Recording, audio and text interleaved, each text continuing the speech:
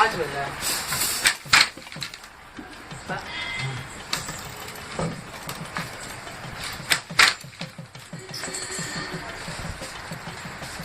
இதுக்கு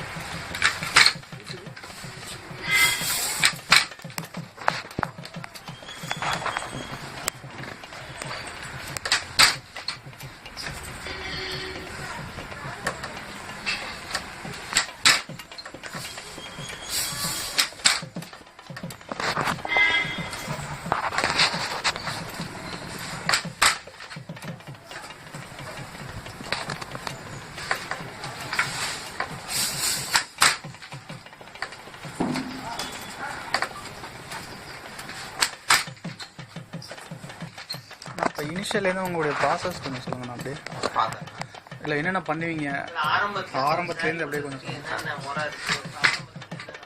ஆரம்பத்துலேருந்து சார் பாவு ஆஞ்சுவோம், அச்சு புனைப்போம், அதுக்கப்புறம் ஜரிகை புனைச்சி நெய்வோம். 6-7 நாளில் நமக்கு சாரி ஆகிடும். அது கொஞ்சம் டீட்டெயிலாக சொல்ல முடியுமா? சேலை வாங்கி அதை தெருவில் ஏதோ பாவு நீட்டுவீங்க? ஆமாம், தெருவில் பாவு போடணும்.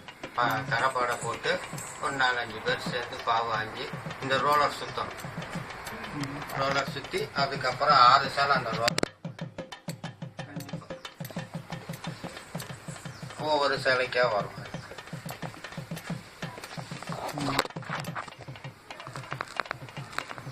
இப்போ இந்த மாதிரி பழைய தறி எத்தனை இருக்கு?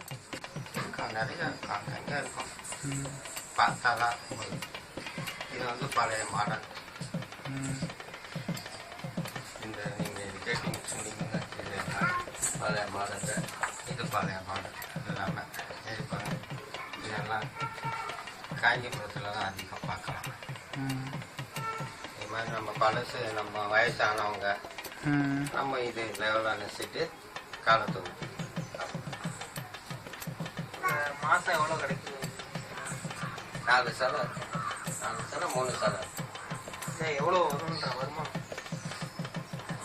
சராசரி 3300 ரூபா. 3300 சாகர் மேல். ஆமாம் தான், அதுக்கு மேலே வரும். நல்லா உழைச்சா இன்னும் கொஞ்சம் அதிகமாக கிடைக்கும் சார். ஒரு நாளைக்கு எத்தனை ஹவர் நீங்கள் நெய்வீங்க? ஒரு நாளைக்கு வந்து காலம்பரம் ஒரு 7:30க்கு சரியாயிருவேன்.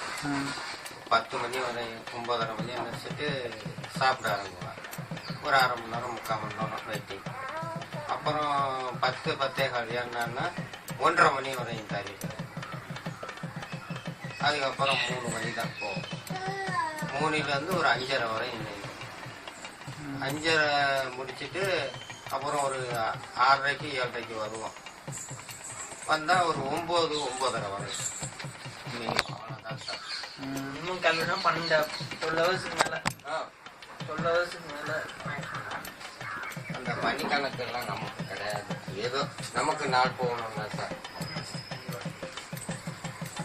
இப்போ எத்தனை வருஷமா நாங்கள் சின்ன 18 வயசுலேருந்து நான் இந்த தொழில் பார்க்குறேன் சார். 18 வயசுல? ஆமாம், 18 வயசுலேருந்து இந்த தொழில் பார்க்குறேன்.